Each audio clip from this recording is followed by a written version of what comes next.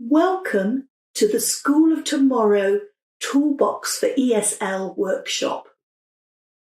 So what is ESL and how does that relate to us as staff and our students in our learning centres? Let's start with a verse. 1 Corinthians chapter 9, 22 through 23.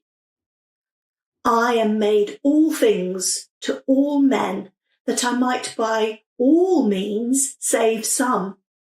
And this I do for the gospel's sake, that I might be a partaker thereof with you. Working with the School of Tomorrow individualised programme is a big challenge to school staff, especially as compared to conventional schools, because we take responsibility not just for the education of each student, but also for their spiritual development. How much bigger the challenge when English isn't our first language, and nor is it the student. Thankfully, School of Tomorrow recognises this challenge and has developed a toolbox of training and curriculum to build the confidence of staff and students in using English. So first, let's look at some acronyms. ESL, what's that? It stands for English as a Second Language.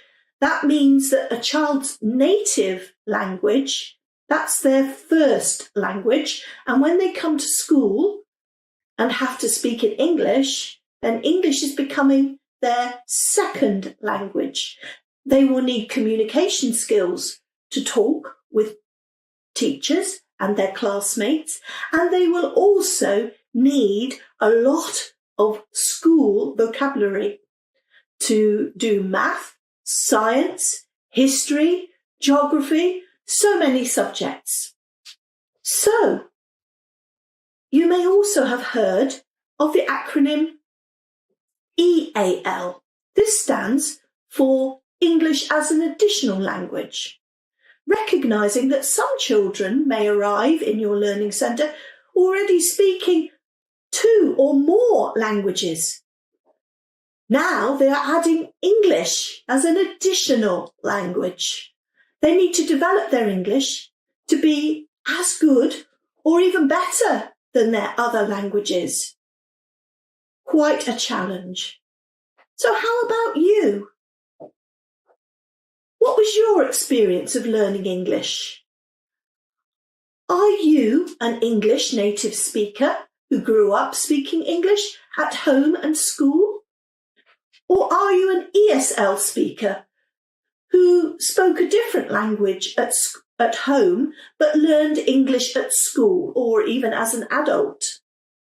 Or an EAL speaker who already spoke 2 or 3 languages before you learned English? Just take a minute to think and then write down your answer on the blank in your notebook.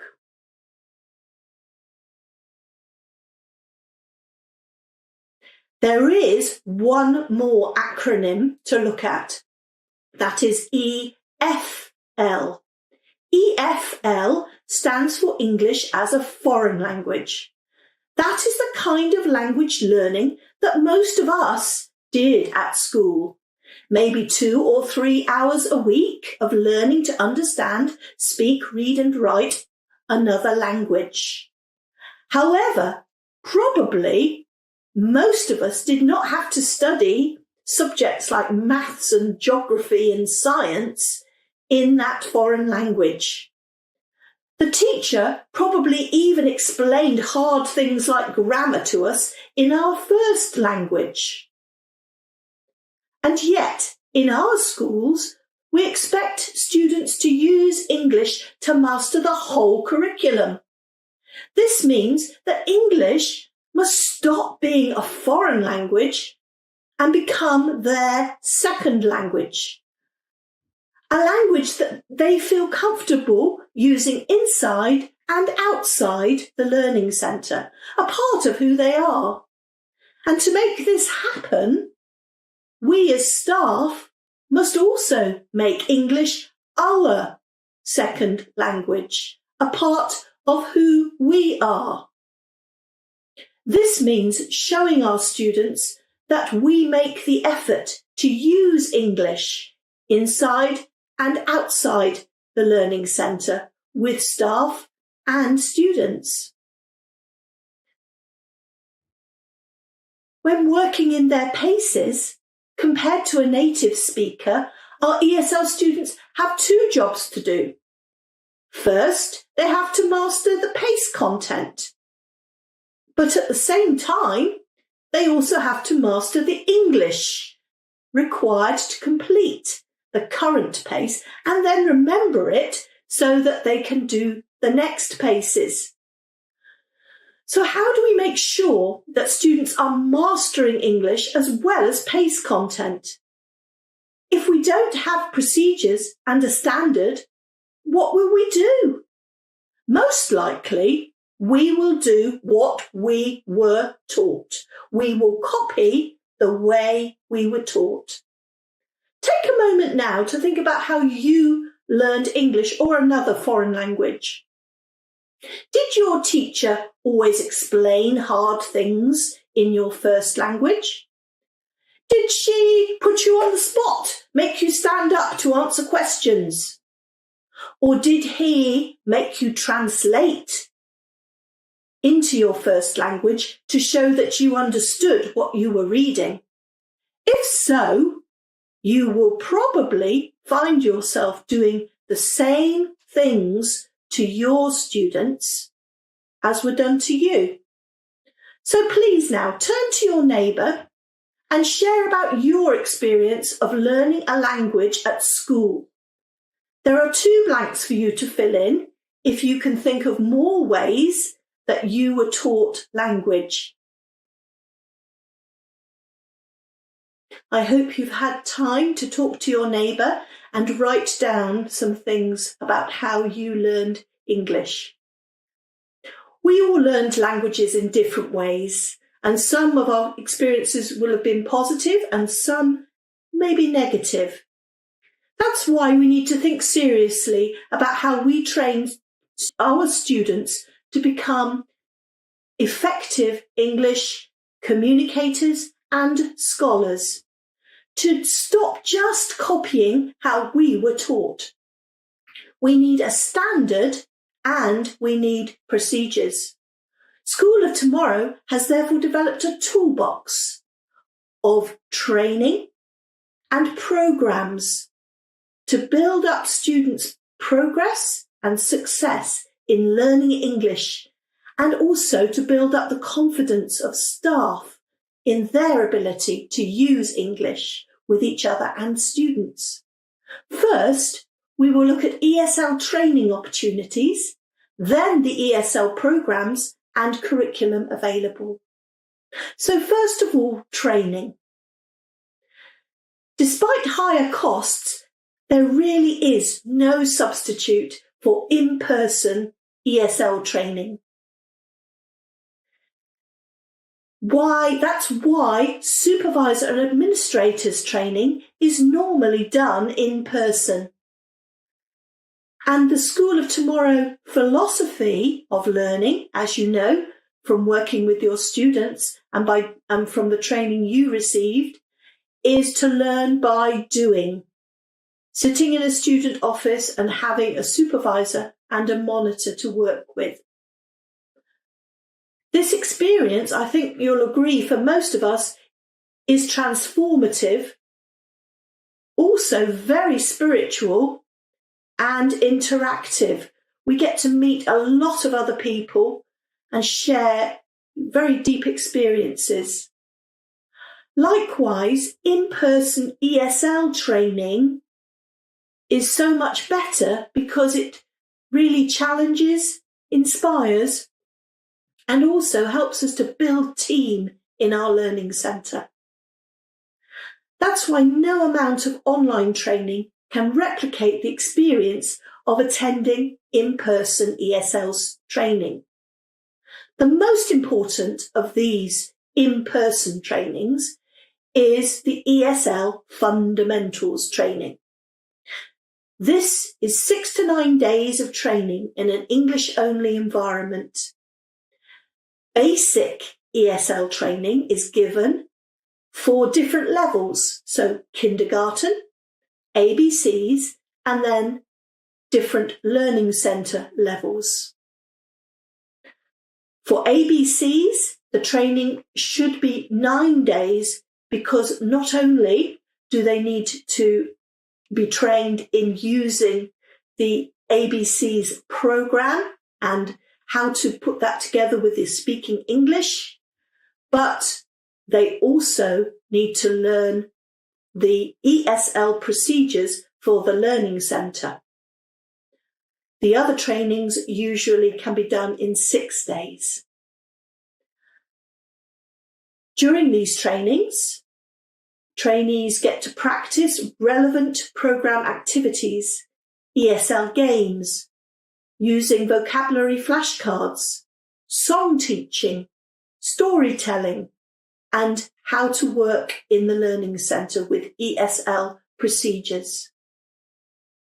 So as for all the trainings, please ask your consultant for details about availability in your area. For more experienced supervisors and senior staff who have already completed an ESL Fund training or online ESL training courses, there is ESL Advanced training.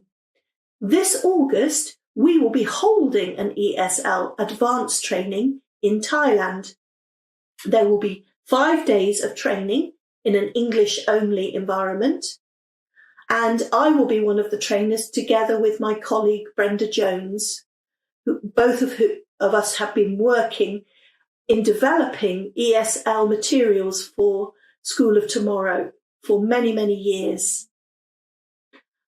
Special emphasis for this training will be on transfer students, how to diagnose them and how to introduce them into the learning centre. Many of us will have experience of older students arriving at our schools and needing to be placed in a learning centre. How do we do that? That is the subject we will address at this advanced training. So it will be from August 17th to 21st in central Thailand, and please contact your consultant for further information. Then, also this summer, we will hold an ESL Fundamentals Trainers training. And this is because we want to make ESL Fund training more widely available in different regions of Asia. We plan to make ESL Fund training more widely available to every school across Asia. But to do this, we need teams of trainers from the different regions. There will be 5 days of training in an English-only environment with myself and Miss Brenda Jones. This is for experienced school staff who've been selected from their region to form potential teams of ESL Fund trainers in their area. So there will be training given in how to run workshops, how to give presentations, and implement ESL procedures. So this will be from August 10th to 14th in central Thailand. And again, please contact your consultant for more details. However, although in-person training is proven to be so much more effective than online training, COVID taught us that we need to be flexible, to use all means at our disposal. Since School of Tomorrow covers an enormous area, online ESL training courses bridge the gap. They can be accessed from anywhere in Asia and be held at times to suit different work schedules. Schools are able to pay per screen rather than per person to keep costs low. The first course that anyone must complete before doing the other online ESL courses is the Keystones of ESL Series number 1, the 5 Laws of Learning Revisited. Please contact your consultant and check the SOTA Far East calendar on the website for course dates and details.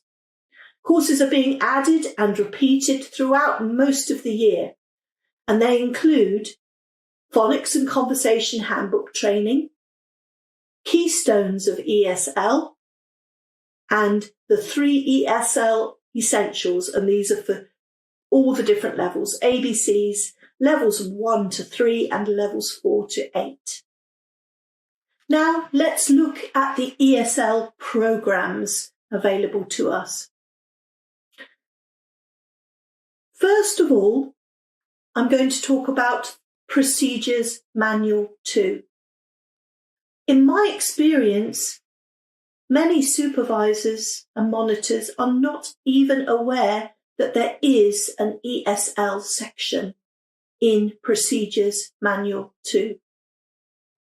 It's the purple pages towards the back of this manual. So I would encourage you all to read these pages when you get back to your schools. In these pages, you will find the basic tools needed to implement effective ESL learning in every learning centre, from kindergarten to high school. So there are basic ESL tools provided for every level. This manual also describes how to create an English environment in your learning centre and gives an explanation of procedures to ensure that English learning strategies for communication and vocabulary retention continue in all levels of your school. There is also an introduction to the ABCs for English Learners programme. This teaches children to understand and speak English while progressively incorporating the full ABCs reading programme. Uses of the original Speaking English programme, this was the programme that we have had for many years at School of Tomorrow, and all our programmes are based on this for the speaking and listening component. This is because this programme focuses on the first 3 levels of vocabulary needed in your learning centres. So there is an explanation here in the Procedures Manual 2, and also an explanation of English as your second language, which is a video course suitable for much older learners, let's say 15 and above, and adults, whether they be parents or staff. There is also a section explaining the kindergarten programme, which shows how to adapt material from the kindergarten and Speaking English programmes for use with very young children. And there is a section on diagnostic testing, which shows clearly how to carry out additional diagnostic tests for ESL transfer students. So I'd really like to point your attention to this part of Procedures Manual 2. Moving on to the ABCs for English learners.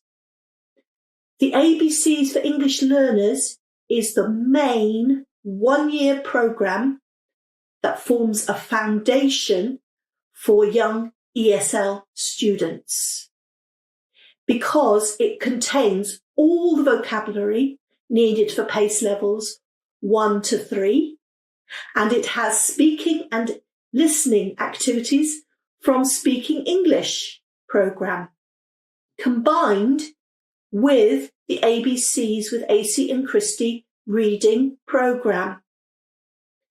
Now, if you look at the table in your notebook or on the screen, you will see how the programme runs through the year.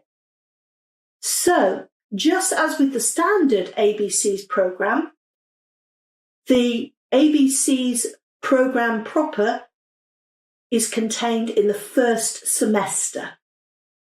But also, Speaking English Paces 1 to 9 and the post-test are covered in this first semester. Then in semester 2, there are advanced lessons, Speaking English Paces 10 to 12, and learning centre procedures are introduced one by one while students begin to work individually in Level 1 English, Math, Social Studies and Science. And please notice that exclamation mark in the middle of the table. You will need an extra ESL monitor to help with all the reading to keep your learning centre running smoothly when you use this programme. You can use the ABCs for English learners with ESL students aged 5 to 7 if they test ready to read using the ABCs pre-test. As we always say, please do not admit students to the ABCs, whether it's the one for English learners or the regular ABCs, if they cannot score sufficiently on the ABCs pre-test, because this is very bad for young children.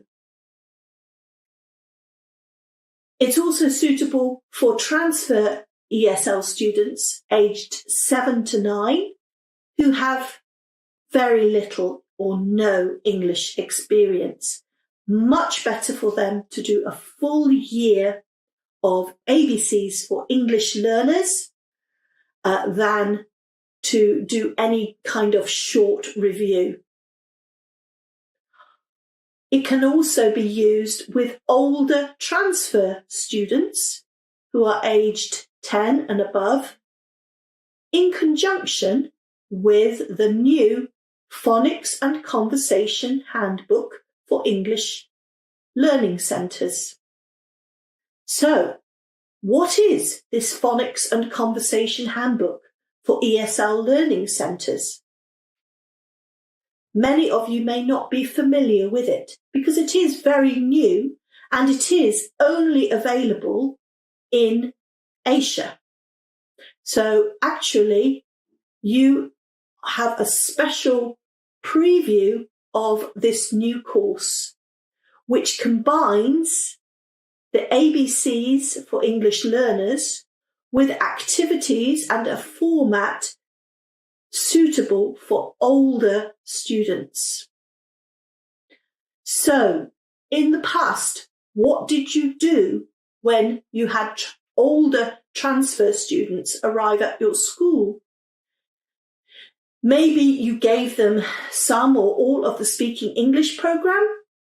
Maybe you did ABC's review pace and review manual with them. Or maybe you tried using English as your second language online videos in order to introduce these students into the Learning Centre. Well, using the handbook, you now have a very well-formed method for introducing these students based on many years of experience. Now, you won't find this manual mentioned in Procedures Manual 2, but that's because, as we've said, it's very new. It is a companion to the ABCs for English Learners programme. That means, as it's for older students, it's not a learn to read program. So even though the ABCs for English learners is used, it doesn't cover word building 1 through 12. It's a review. It's a review of phonics for students who can already read. So it's suitable for transfer ESL students aged 10 and up, and also for some younger students aged 7 or more who have already started reading English but don't know their phonics. You can use activities from this manual to help new staff and parents gain confidence in speaking English.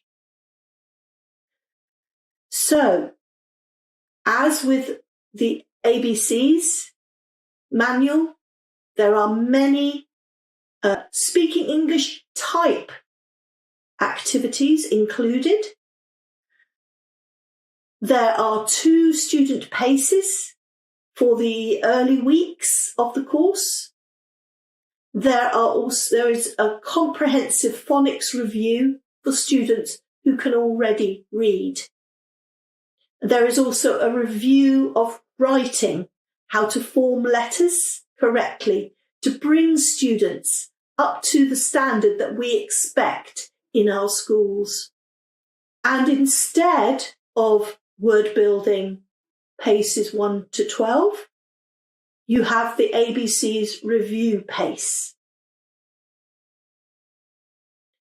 And English paces 1 through 12 are used to review vocabulary and phonics. There are 2 student paces that cover the early weeks. And there is a phonics review for students who can already read. And this is done using the ABC's review pace and also English paces 1 through 12. So the vocabulary is introduced for these paces and for all the other subjects, levels 1 through 3 during this program. Students also learn how to learn English through first language discussion, by making their own flashcards, by journaling and note-taking. They learn to use my own dictionary to keep a note of new words in levels 1 to 3 as they meet them. This means that in the course of 1 year's study, students aged 9 to 11 may well complete 2 levels of math, science, social studies, English and word building. And older students may well complete 3 levels in that first year. So this is really a program to enable older transfer students to accelerate through the first 3 levels, but without compromising the need for the foundational vocabulary that they will need throughout the curriculum. The program also has some drills to build confidence, and we're going to practice one of those now. So, if you are ready, let's stand up. Let's take a stretch break. Please stand up. I will take the role of the supervisor, and you will take the role of the students. So when I want you to speak, I will put my hand to my ear to listen to you. And then I will read my part. Let's begin. Where are we?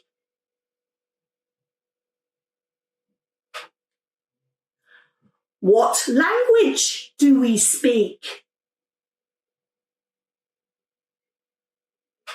Do you speak English? What if you don't understand?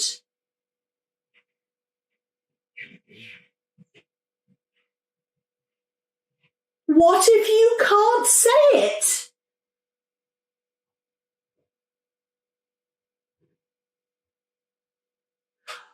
What if I don't understand you?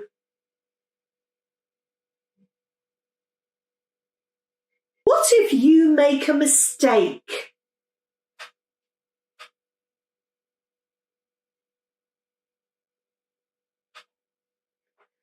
Very good. Thank you for doing this drill. I hope you can sit down now. I hope you can see from doing this how motivating and positive this kind of drill can help the students to be in their attitude to learning English. We want them to believe that they can learn and that they will learn, and that making mistakes is not a problem. It's part of language learning. And by practicing and making and correcting mistakes, that's how we learn. So I hope you enjoyed that, and you will enjoy doing that also with your students, even in the Learning Centre, even if they are not new transfer students. It's a good drill to use with your students. So moving on now to the Kindergarten with AC and Christie programme. Now, at the moment, there is not an ESL version of this manual, although there is one in development, which we hope will be available in the next couple of years. The best way to introduce young ESL students to an English-only environment is the kindergarten programme. That's because the activities are fun and they are age appropriate. There is plenty of time to play in the schedule, and even when they are learning, they feel like they are having fun.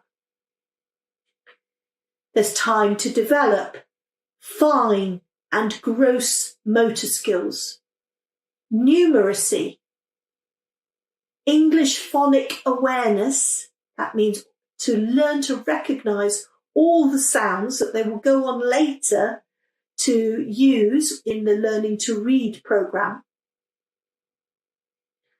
And they will also develop very naturally English speaking and listening skills. There is no pressure and no failure in the kindergarten programme. The problem that arises if children are placed too soon into the ABCs programme, if they are not really ready to read, is that they will become frustrated. It will be too difficult for them and they will struggle. It is far better to put any student who is not testing ready to read in the kindergarten programme. Now, the best way to do this for ESL students is to combine the kindergarten programme with speaking English activities for all 3 and 4-year-olds. Okay, so all 3 and 4-year-olds, no pretest, just straight into a kindergarten programme which combines the first language kindergarten programme with speaking English. Then for 5 to 7-year-olds, also combine the kindergarten programme with speaking English. if they do not pass the ABC's pre-test. And note, that means the ABC's pre-test in their own language. It's not their English we're testing, it's their readiness to learn to read. And many children develop at different speeds. There is a norm, a standard of around 5 to 6, but some do it later. And we need to be aware of those children and help them by providing a kindergarten program, fun, low pressure, an environment where they can learn English. Full instructions on how to combine the two manuals are on pages 123 to 128 and 139 to 145 of Procedures Manual 2. Moving on now to the Speaking English with AC and Christie and the English as Your Second Language programs. These were the original School of Tomorrow ESL resources. Speaking English with AC and Christie consists of 2 Speaking English manuals and 12 paces, and these are still available. And as we have already mentioned, they are used by the ABCs for English Learners program. The activities can also be incorporated in all learning centres. They can be used from kindergarten right the way up to high school in terms of using the activities with the vocabulary needed by your students. And the Speaking English tests can be used to help diagnose new ESL students who are aged 9 and above. English as Your Second Language is a video online program which combines speaking English lessons with phonics lessons and can be used with older students and staff, but should always be combined with some supervisor-led instruction using the Phonics and Conversation Handbook. So we would really recommend it for review rather than as the core way that you are introducing older new students to the Learning Centre. So you will see we have quite a number of resources available to you in terms of training and in terms of programs and curriculum. And you have all this information in your notebook. So I hope you will go back to your Learning Centre and look at that and see what it is you need for your students. Whether we came to serve from overseas or are serving the children in our own local communities, we all face the language challenge as we seek to guide the students in our care into a relationship with their Heavenly Father. We are indeed being made all things to all our students in our efforts to reach them, that we might by all means save some. And that's our heart, isn't it? The School of Tomorrow provides us with an extensive toolbox of ESL resources to equip us to enable students to learn about God's world through English. We owe it to our students to make the best possible use of those resources. Thank you very much for listening.